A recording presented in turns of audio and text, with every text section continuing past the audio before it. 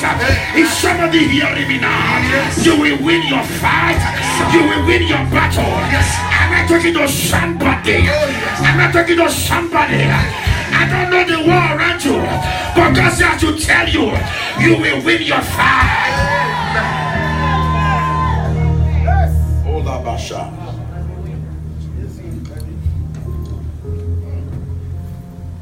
First Timothy chapter 6.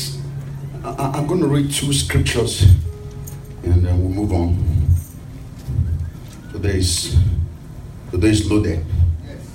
We have dedication, we have birthday, 2 life together. First Timothy chapter 6. Are you there? Okay, I read verse 12. Can we read together? With a loud voice. 1 to go. Fight the good fight of faith. I don't like the way you read it. Read it like an African reading. You know, African, we are very aggressive. Do with those things. 1 to go. Fight the good fight of faith. Lay hold on eternal life, whereunto thou art also called, and hast professed a good profession before many witnesses. Tell somebody, fight. Fight. Fight a good fight of faith. So every believer, every born again child of God, everyone who have received Jesus as his Lord and Savior, everyone who's baptized with the Holy Ghost, you are on a fight or in a fight. Is somebody hearing me now? Your salvation is fighting. Your victory is fighting. I'm not talking to somebody because there's an enemy that do not want you to win your war. But God says fight the good fight of faith. You come to church is fighting. You woke up at night to pray, you are fighting. You are driving your car, you are fighting. You are sleeping, you are fighting. But go to the your fight. You will win your fight. You will win your fight. You will win your fight. You will win your fight. You will win your fight. You will win your fight. You don't serve a dead God. You serve a mighty God. It's the same yesterday. It's the same today. It's the same forever. When God lifts you up, no man can bring you down. Power is on your side. Favor is on your side. Glory is on your side. Somebody holla fire. Fire. Fight.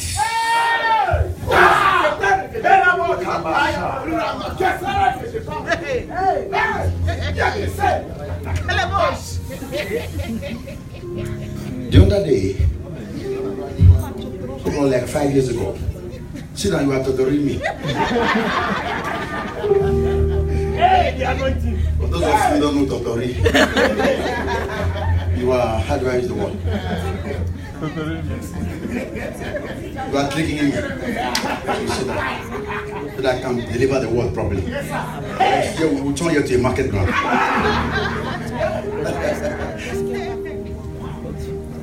About 5 years ago, if I'm not making a mistake, yeah, my wife was pregnant. And one fateful day, I can't remember the day actually, and I look at the womb and I saw, I think she was like, hey, there was a blow inside. Within the twins, they were battling. Even your children in the womb started fighting. Amen. The battle of the inheritance of Saul. Yeah. And Jacob started in the womb. And the Bible said, and she was pregnant. And there was a trembling in the womb. And she saw this constant fight. And she went to God in prayer and said, God, what is this constant troubling? And God said to her, there are 2 nations in your womb. They are fighting for the inheritance. Listen, what do a baby knows that in his or her subconsciousness she's fighting for inheritance? Can I talk to somebody where you must fight? You have an inheritance, yes, to protect, to preserve. Is somebody hearing me? That's why you must fight.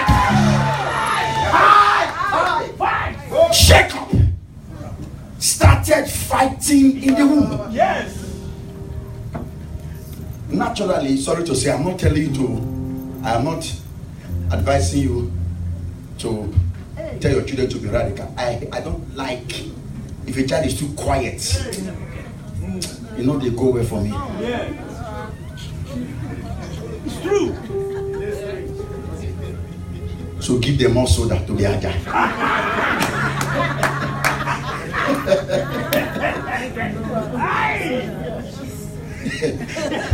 You know what I'm talking about?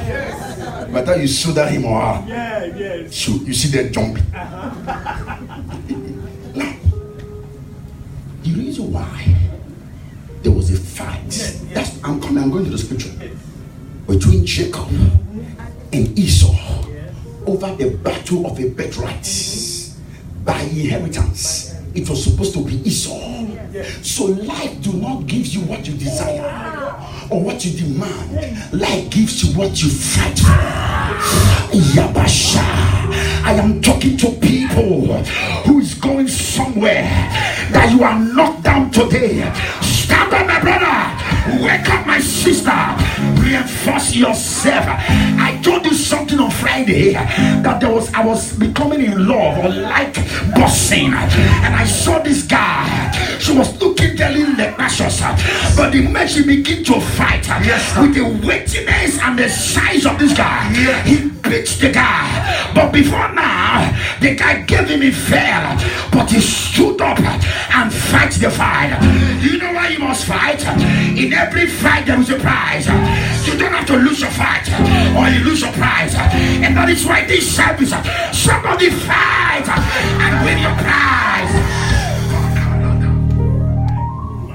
The world naturally himself do not celebrate. Sit down. He was once a rich man. It's a story. He once had it. It's a story. The world celebrates the now. Somebody say now. The present. And if you must be relevant continually and presently, then you must be determined to fight continuously. And so Jacob and Esau, they started fighting for inheritance unconsciously. And when their mother went to God to pray, and God said to her, there are two nations in your womb. The younger shall take the blessing. Do you know why? Because they're fighting in the womb. Jacob had the upper hand. And by reason of that, and though the Bible said, by strength shall no man prevail, he's talking about the arms of the flesh. He also went further, by my spirit said the Lord. So a man that win his fight, or a man that win his battle, is a man that is in the spirit. I've told you in this church several times, I said, do not conclude on a matter from the eyes of the physical. Somebody is misbehaving, do not conclude about him so quickly. Go to the other side. In every behavior and attitude, there's a spirit involved. If you can handle the spirit, you will save the soul. If somebody hearing me now, your child is misbehaving, stop looking at him or her physically. There's a spirit in charge. If you can handle the spirit, his senses will come to him. Can I prophesy? After today, you will fight your fight and you will win your war.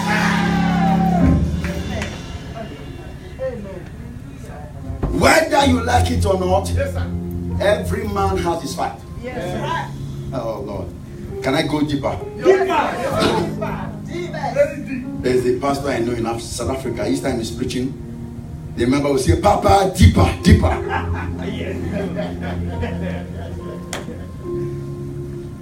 Every man under this planet Earth has his own fight. The mistake we make in life is to size your fight with my fight. Hey! Never you make that mistake. To size, when I mean to size, to relate your fight to my fight, or to relate your issues, what you are going through now with mine. Every man has his own fight to fight. Yes.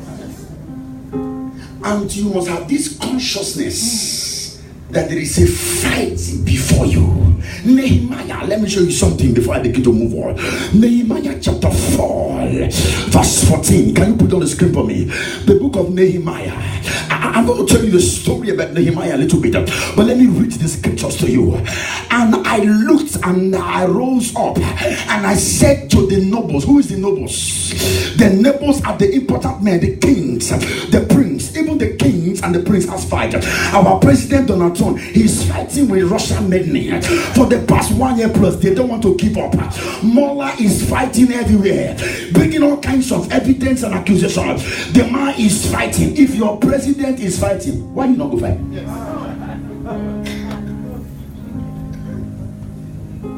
And I said to the nobles, the important men, and to the rulers, those in power, and to the rest of the people, be ye not afraid of them. Remember the Lord, which is great, terrible. Fight for your words.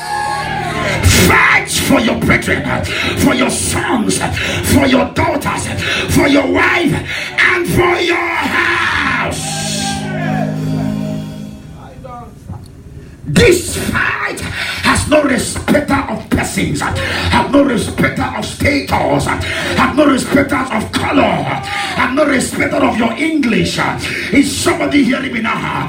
To the nobles, to the rulers, to the governor, to the prince, to the president, fight for your brethren. What was the issue? Sit down. Let me give you a little history of Nehemiah. You know, before now, children of Israel, they went to Babylon. They went into captivity by the reason of the disobedient. So anytime you disobey God, you go into captivity. Anytime you break the laws of God, you go into captivity. And that's what the Bible says. He that break the edge, the serpent bite. I pray for you today, by the mercies of the blood, you will not break the edge. Your children will not break the edge. Your husband will not break the edge. Your wife will not break the edge. And so they went into captivity because they disobeyed God. And by reason of that, they were in captivity for years. And when they returned back from captivity, when the Babylonians invaded Israel, the wall of Jericho was fallen. The Wailing Walls. How many of you heard about the Wailing Walls? Those of you who have gone to Israel, and I believe in God will help us gradually as a church. Amen. It is good for you to go to the place where Jesus, so that the scriptures is real and practical. If you have heard of the Wailing Walls, yes, that's the broken walls of Jerusalem. And Nehemiah said he was serving a particular governor, and he said, there is a button. There is a button within me. I'm not comfortable. The Wailing Walls of Jerusalem is broken down. I need to build a wall. Shabana. And that brings me to number one. If you must fight, you must see. Somebody say see. If you don't have a sight, you cannot fight. The first propelling factor of your fighting is sight. Somebody say sight. Now there is one thing about the eagle. One of the characteristics of an eagle is his sight. An eagle can be on the sky and see a fish down the sea, and the next few minutes the eagle does not miss his target, because one of the potential and the characteristic of an eagle is his sight. The reason why people are not fighting, because they are not seeing. Is somebody hearing me now? Nehemiah saw that the wall was broken down. It became a propelling factor. He became motivated. He became persuaded because of his sight. I pray for you today, that may your eyes be open, that you will see. Because if you don't see, we all remain in one place. Pastor, why am I praying now? Pastor, this life now again now. Small. What will be, will be. What will be, will be. No. Is a lie. You are the one to tell what will be, will be. Yes. God said, have you commanded the day to bring forth? It is your responsibility to command the day to bring forth. Amen. So sight is the propelling factor for fighting. Because if you don't see, you will not be persuaded to fight. Amen. So Nehemiah saw that the broken walls and the wall was falling, and said to the governor, I have to build these broken walls. And the governor said to him, how? He said, though this wall is surrounded by the enemies, he said, I just have to build the broken walls. So believe, what am I saying? If I say fight, what are you saying? It's either you have sight to see God's promises for you, you not see the reason of fighting. Is someone hearing me now? Jacob was in the womb and he saw his inheritance and began to fight for it. Somebody hearing me now? The reason why you must fight, because there is a vision ahead of you. That's why the Bible said the other day, write the vision, make it plain, wait for it, though it's for appointment time. Before you can write the vision, you must have seen the vision. And those of you who want to buy a house or want to buy a car, you have pictured the car in your mind and you are working towards it because you have seen it. So with that sight, there is no fighting. And I pray for you today, may God give you sight. You don't save for anything you have not seen. You save for what you have seen. Even though you don't see it physically, the mind has eyes. You know, I used to say, you will see some brothers. I have some of them in this church. You know, I balance my message. Because if you are too spiritual, you missed it. If you are too carnal, you miss it. So I balance it together. So I want to balance one now. Don't laugh. Balance it.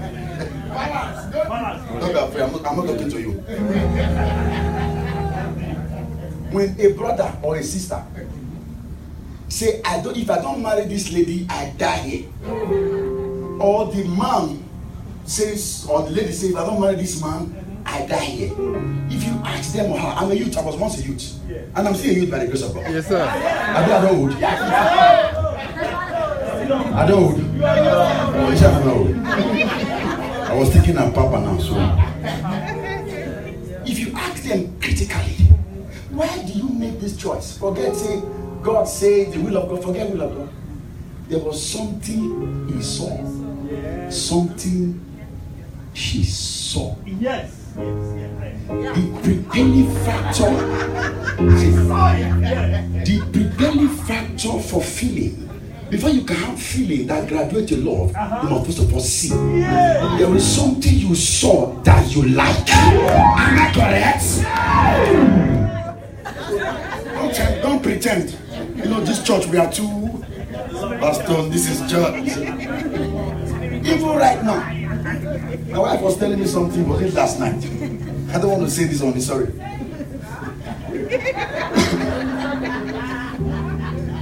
Our father was about to leave something in Austin or something. I was just looking at her, and somebody saw me spying my wife. I went to my wife and said to my wife, I saw that they looking you. But she understood. You know, women know the kind of look. There's a way your husband will look you. That look is not normal. Thank you, mommy. For a man, my wife just be this car. Oh, thank you. Hallelujah.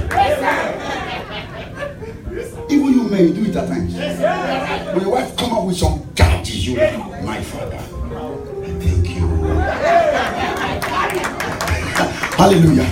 Now, what I'm going to say, you cannot actually fight until you see. Yes. So, number one thing you must pray for in the midst of your fight is sight. Somebody say sight. Sight. Sight can also be described as vision. Before the fighting of Joseph began, he saw what will become. Yes. Genesis chapter 1 verse 1.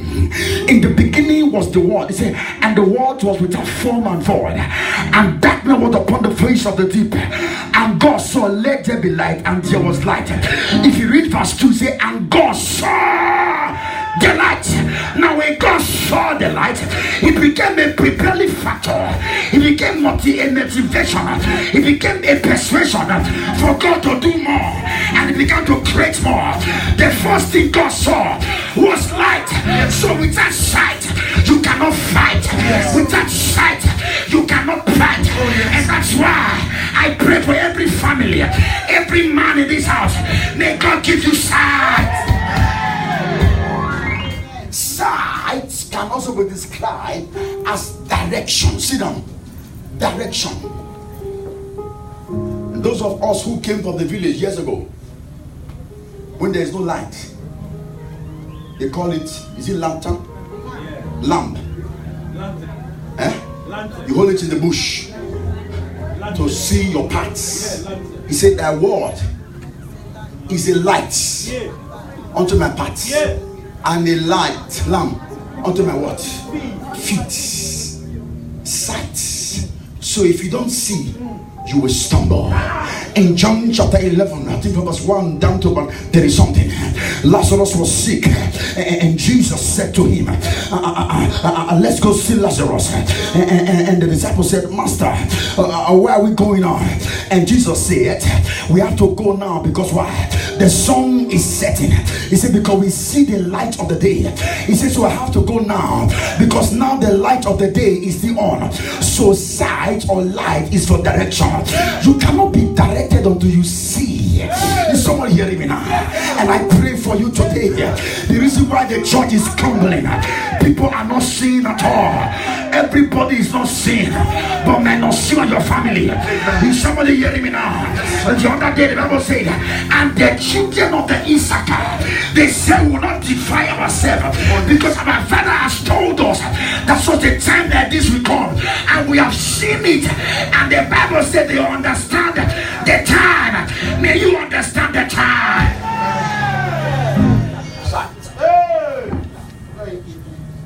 Habakkuk chapter 2 verse 1. Say sight. Sight. Say Lord, Lord, give me sight. Give me sight. Lord, Lord, give me vision. Give me vision. Sight. Sight. To see. To see. Every investment you have ever done, yes, or you are trying to do, or you have done, yes, there was an insight, yes, in the mind. Yes. So your mind is not just for thinking. No. The mind have eyes. Yes. Oh, when the Bible says, he that looks on the woman and lust after her, do what? Now, there is a play that can happen in the mind, because the mind, there is the eyes of the mind is like, what do I describe it? You know Bluetooth? Yes. The mind eyes has Bluetooth. That a man can look on a woman. This Pastor Kofi. Let's say it's a woman. Though he's putting on his clothes, but the eyes of the mind see beyond the clothes. What did you call it? Microscope. Thank you. No, she's right. Spiritual microscopic eyes. So how can I see this woman and begin to lust and commit adultery when she has not opened up? The mind has the ability to see beyond the clothes. And that is why your mind must be alive. Amen. That's why in Romans chapter 12 verse 1, I beseech you, brethren, by the mercies of God, and be you holy and acceptable unto God, which is your reasonable service. Now move further. And be ye transformed by the renewing of your mind, because this mind is powerful. So the first place of sight is the mind. Anything you are fighting for, you have to see it. Habakkuk chapter 2 verse 1. I will stand upon my watch. I will stand upon my watch and sit upon the tower, and I will watch to see what he will say unto me, and what I shall answer when I am reproved. What Habakkuk was saying, I will stand in my watch. The what means I will stand in my place. I will be in my territory. I will be in my domain, and to see on my tower, and to see, because why? The only way for me to see is to stand my ground, is to take over my place and to see what he will say to me.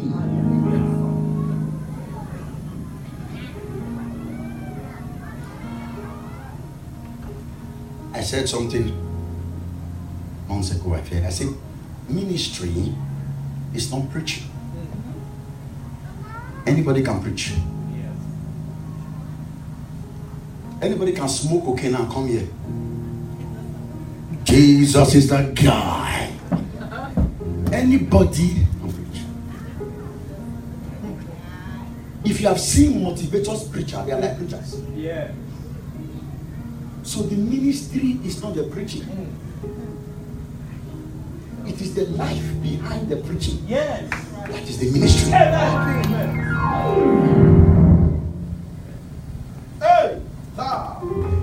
And this brings me to a point too. If you must fight, you must be persuaded. Somebody say persuaded. Persuaded. Say persuaded. Persuaded. Is that an English word? Yes. It's a big English word. You must be motivated. Persuasion is a motivational force. Yes. If you see those guys boxing, at times I wonder, how will I just go to the ring? Somebody will tear my eye and I'll be bleeding. You know why? It is the cash. The money persuades them. Yes. Not minding what they are going to suffer and the blow. Some their blow punch is like 50 kg. My taxi fought for years. Not because he loved fighting. Somebody said the cash. The cash became the propelling factor. He became persuaded. Now when you are persuaded, you don't see your environment anymore. Amen. A man that is persuaded lives beyond his environment. Amen. Persuade.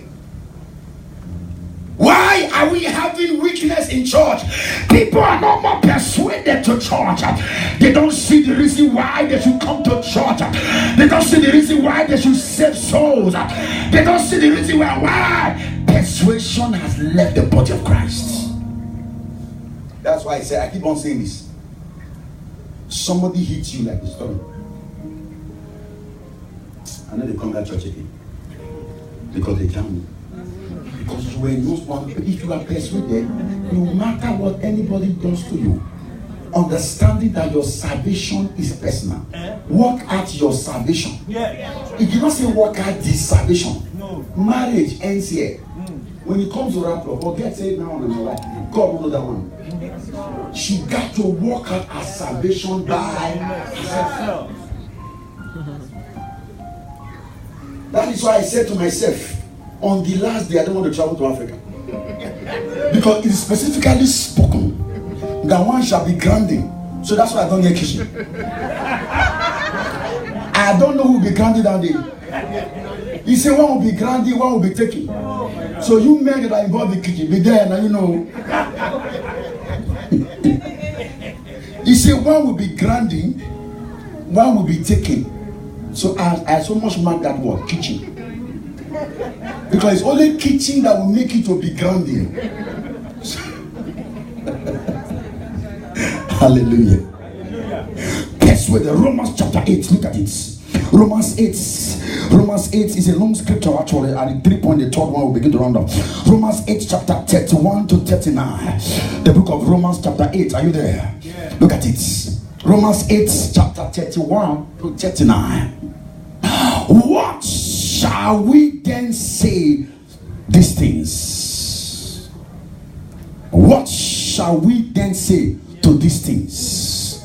If God be for us, who can be against us? 32. He that spared not his only son, but delivered him up for us all, how shall he not with him also freely give unto us all things? Who shall lay anything on the charge of God's elect. It is God that justifies. Nobody shall lay any charge on you. Let no man condemn you. Is somebody hearing me now? Not even your husband or your wife do not have the right to control, to condemn you. Why? Because you are the elect and you are the charge of God. Yes. Yes, sir. Somebody hear me now? Amen. Let no man born of a woman condemn you. Amen. Oh, my husband said this. Now talk, you talk. Then you talk your talk. Yes. Talk my talk. I don't say quarrel.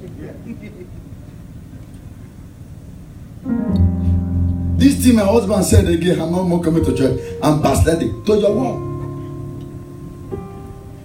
Who shall lay anything on the charge of God's elect? It is God that justifies. What does it mean?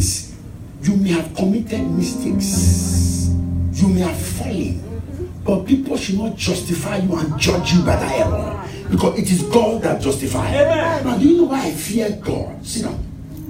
Do you know why I fear God? See. I have seen mercy practically. Come, my son. This, my son, may be drinking. Bring this water. Not like drama. Do that. They begin stagger. What job is like you have drunk it before. Alright, now listen. I know you are laughing, now listen. Now, when you see, be stagnant, still be stagnant. Carefully so you don't fall. Alright, now, stop. The first picture that comes to your mind is a drunkard, Abi. And when you see him on the way, the picture you saw that day, that will be your mind. Oh, see this drunkard. And if care is not taken, even while you see him buying things, you will say to somebody, you see that guy is a drunkard. Unknown to you that when he finished drinking, in a few days or few weeks, he met Christ.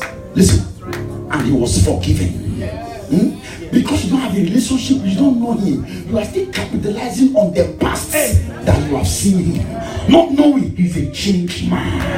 That is why do not condemn people. Is somebody hearing me now? It is God that justifies. This is the problem of church. We quickly conclude people.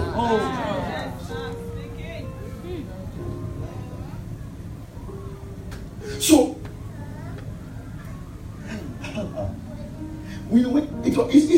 it's a foundational thing. Yes. Even while Paul was saved, he said to Paul, "Who can't receive Paul? He's a murderer. Let the Jesus remain with him." Until the disciples has to be persuaded. Yes. They watched him for some time before he was received. So when he said, "Let no man," he said, who shall lay a thing to the charge of the Lord? It is God that justifies. Which means you see that man before on his error, Yes. but do not judge. It is God that justifies. Yes. He may have been forgiven and accepted. Amen. Move verse 2, verse 3. Okay. Who is he that condemneth? It is Christ that dieth, yea, rather that is risen again. Who is he, even at the right hand of God, who also maketh what? Intercession for you. So you must understand, I am not only the one praying for you, Jesus is praying for you. Is somebody hearing me now? You must have this consciousness that you have an high priest who is praying for you daily. Now look at verse 35. Let me begin to break down. He said, who shall separate us from the love of Christ? Shall tribulations or distress or persecution or famine or nakedness or peril or sword? Look at verse 36. I want to dance here. As it is written, for thy sake we were killed all day long, and what? According as sheep that is what? Astray. Verse 36. Nay, in all these things thou art more than conqueror through Christ who loved us. 38. For I am persuaded. Tell somebody, I am persuaded.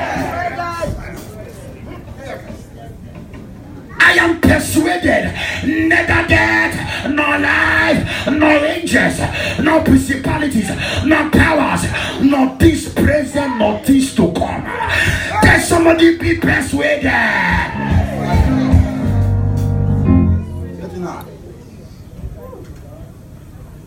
No height, nor depth, nor any other creature shall be able to separate us from the love of God which is in Christ Jesus.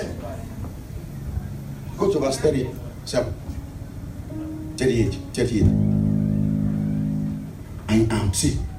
It's by reason of this persuasion, and I said that neither death, nor life, nor angels, nor principalities, nor the contention I am going to now can determine, can cause me to forsake these fights. I got to fight and win it because I am persuaded. Hallelujah.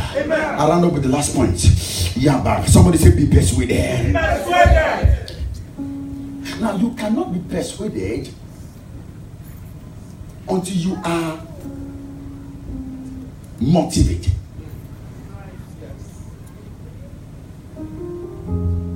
Suicide bombers, they brainwash them, they motivate them. That when you kill, you marry, is it 10 virgins? 11 virgins.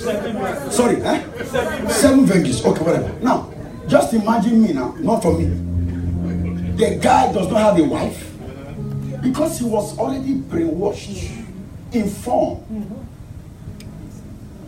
that when you kill and you die, 7 women will be waiting for you. Now that's it's a propelling factor, motivating force, a propelling force persuasion that he does not see his life as any other thing. All he's seeing is the virgins. So he takes bomb on himself, forgetting the money that they will give him for his family. He's persuaded, without remorse, without fear, enter the plane, detonate the bomb or blast the bomb, and he dies. He's persuaded by an information, a knowledge. And that's why the Bible says, for they that listen. Can I tell you, church? I'm not going to be blunt about this. Please forgive me. The last day church. That is why I'll be praying for God. I'm sorry, I'm confessing this now. I'll be praying for the past 1 week. Oh Lord, give me power. Somebody say power. Power! I have power, but Lord, give me more power. The church of now, the present day church, the last day church, if you don't have power, you will be squeezed. I'm telling you. Not marine power, so not getting powers from fetish, because we have false prophet now. People getting powers, all kinds of, in the name of manifestations, doing all kinds of things, magic, arranging prophecies and all kinds of blunt they are doing, because they know that humans, we are subject to power. A man can tell you don't have a dime. By the time you see for him, he will go borrow, come for you. Just imagine this. Come. Brother, I saw a cage. A cage. I will move like this. A cage. Now, I am automatically, I've inject fear into his mind. Now, a cage. Oh. See that? That's why when you go to this, is it white garment churches? What does it tell you that, brother? I saw the Lord. It's simple. Must it? As they are telling you, the offering is getting bigger. Who was? G is Jesus. It's not G. It's Jesus. It's Jesus. No, G. Somebody say to hell with false prophets.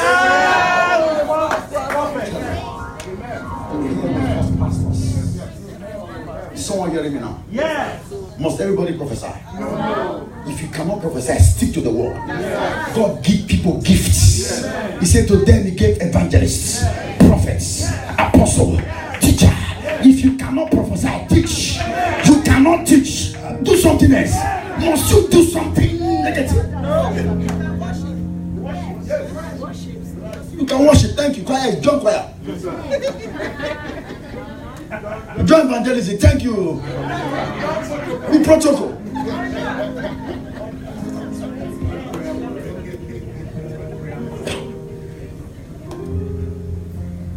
It is good to have power, but have the right Jesus power. I'm telling you.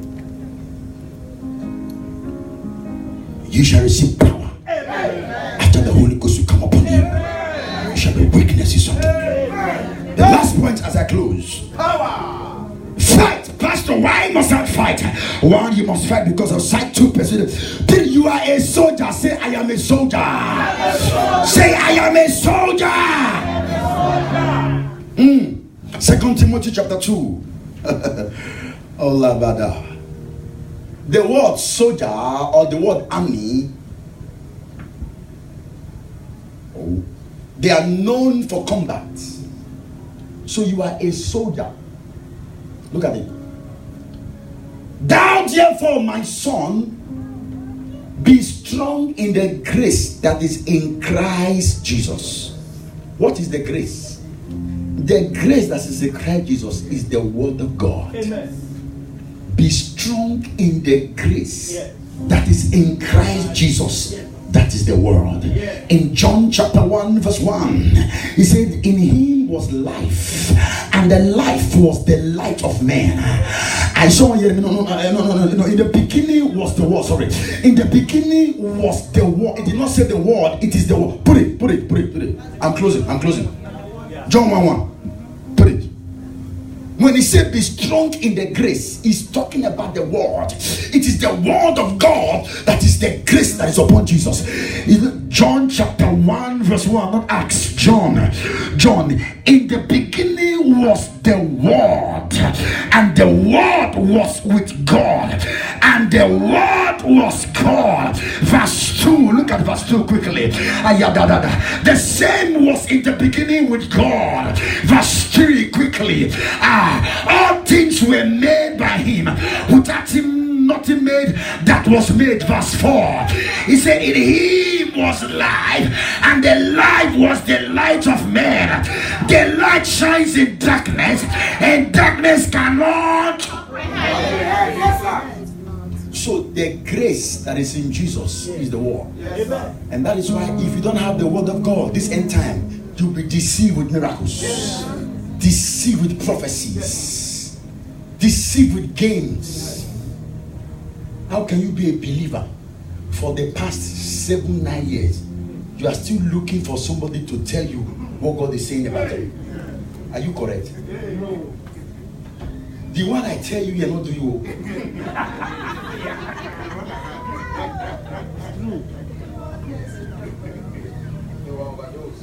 I'm not a native doctor. The one I have been telling you, you're not doing. The word of God I open for you daily, Friday, Tuesday, and Sunday school. What again in your department? Thursday. You know we have even in the main fellowship. Before they do their feasting, they will. Don't you share word of God? Now they chop. They open Bible, prayer line. Thank you. And yet you are still looking for. I want to know what God is saying. If you come and meet me, you know what I will tell you? I will give you word. If you're a member of the church, you come to me, I will tell you, you are my members. I'm your shepherd. You're my flocks. I should go to deliver gospel. But somebody you come, pastor, I came to know what God is saying about me. The Lord shall tell you to buy the church now. You say you want to know what God is saying about me? I will tell you. You see this church now? We need to move with that now. And the Lord said, you are the one to build it actually. No contribution, build it. Pastor said, that's what God is saying about you. You know what you say? That pastor will not be pastor at all. Hallelujah. Amen. Look at it. You are a soldier. Say, I am a soldier. I am a soldier. You are a soldier, and that's why you have to fight. 2 Timothy chapter 2, verse 1, as we're reading before you there. Okay. 2 Timothy 2, 1 to 5. And that's my last verse. I'll begin to pray. Quickly, 2 Timothy, say 2 Timothy 2, 1 to 5. Is that? 2 Timothy 1, yes. Thou therefore, my son, be strong in the grace that is in Christ Jesus. Verse 2. Look at verse 2. Thank you. And the things that thou hast heard of me among many witnesses, the same commit thou to faithful men who shall what? Be able to teach others. So before you can teach others, you must be a faithful man. You cannot deliver God's word. You cannot impart somebody until you are a faithful flock in the house of God. You cannot duplicate yourself until you are faithful. I was telling them, those of you in Germantown, I said, if I try to open a branch in Germantown, I cannot open any branch until you have to duplicate yourself. You are carrying a life, then who have somebody must be impacted with your life. My elder said something, and this guy keep on saying it. I keep on like, oh, I'm trying to be humble. It is everybody. You came here by the grace of our Father, and most of you located this ministry online, and you were told by the grace of God upon God's servants, and that's why you came. But if you must be reserved, if you want to be kept here, it is my character. If my character is disgusted, you will not stay. If I am a proud pastor, you will not stay. So that you came with a grace, and somebody had to have a life to keep you for you to stay. Is somebody hearing me now? There must be a persuasion. There must be a life you have. So what you don't have, you don't give. That's what the Bible says. Let your light so shine that men may see your good works and glorify your Father which is in the heaven. Your light has to shine, and I pray for you today. May your light shine. You are a believer for 7 years. You have not impacted anybody. You have not even impacted yourself. Still carrying Bible, shocking it. Phone is not your Bible. I saw something in Ghana I provoked yesterday. As man of God stepped in, all of them in the front row with their phones. I was watching the screen. Look as if I should change to spirit, enter there and start slapping it. I'm not saying it's not good to have your phones in the Bible. It's just once in a while. Phone, not even like all of them, phone. So what's that supposed to do? See this phone now? I said something 4 months ago. The little devil we all carry about. You don't know? He's the little devil. Most of our children got pornographically promoted or polluted. And I was praying. And one of the onslaughts of the devil over our teenagers is pornography. It is a spirit church that is eating. Small devil. Now, I can lose this phone now to see Bible, and at the same time the mind can give me a suggestion, and I can do what? Go there. But if I hold this one, and the mind give me a suggestion, where I won't go? Where do I want to search? Is someone hearing me? You can't search. Rather, my eye will go for he that committed adultery shall be killed. But because you just carry this, it's good. I'm not saying it's good. But at times, there is time for everything. Around. Therefore, endure hardness. Look at verse 3. Therefore, endure hardness as what? As a good soldier of Christ. Say, I am a soldier. Verse 4. No man that worrieth entangleth himself with the affairs of this life, that he might please him who have what? Who are choosing him to be what? To be a soldier. Verse 5, which is the last verse I pray. If a man also strive for masteries, yet he is not crowned, except he strive lawfully. So the reason why you have to fight, there you are a soldier. Say, I am a soldier. You are a soldier of the Lord. And that's why the Bible said, I think in Isaiah chapter 9 verse 5. Isaiah 9 verse 5. It said the battle battle of a warrior is with a confused noise, and the garment roll in blood. Why is the garment roll in blood? In the midst of your fight, somebody got to die. Somebody has to come down for you to succeed at all.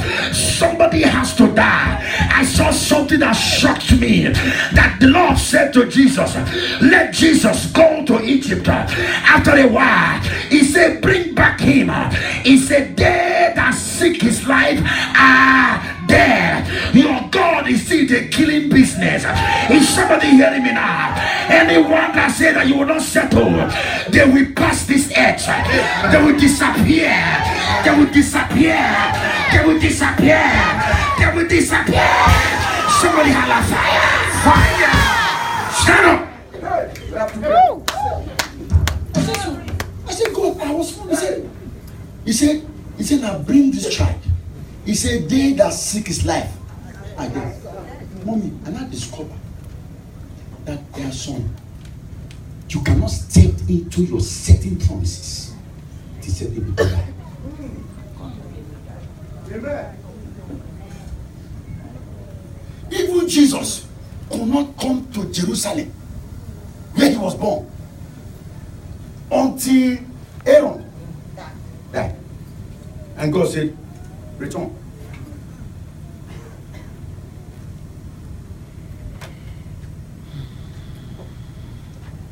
So when Aaron died, he returned.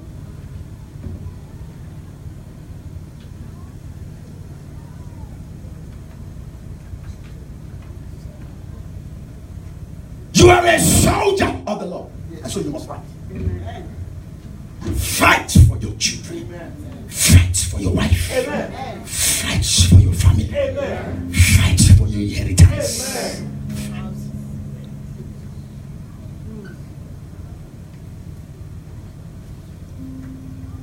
You are doing 2 jobs, some 3 jobs. Some even the job you are doing now, you don't like it. It's so stressful. If you are asked to choose, you won't choose it. But if I ask you deep down, you're not doing it for yourself. You are fighting for your children. And it's when other children come out to say, your children will come out. But somebody is behind their welfare. Their welfare is backed up with fighting. Amen. But I want to say to you, you will not fight in vain. Amen. If you read down from where we read the last verse, it said, the husbandman, the painful thing or the discouraging thing about fighting is to fight and not to win. I was watching the match yesterday. Yeah. When they beat those guys 2-0, haven't waited for that far, he didn't win the trophy. Whether you are third place or you are, what people are concerned, they only celebrate the one that won the trophy. Yeah. The joyful thing about the fighting, it is the winning. Somebody say the winning. Or you will win your fight. Yeah. You will pray 2 prayers that will begin to celebrate. One will receive our baby right now.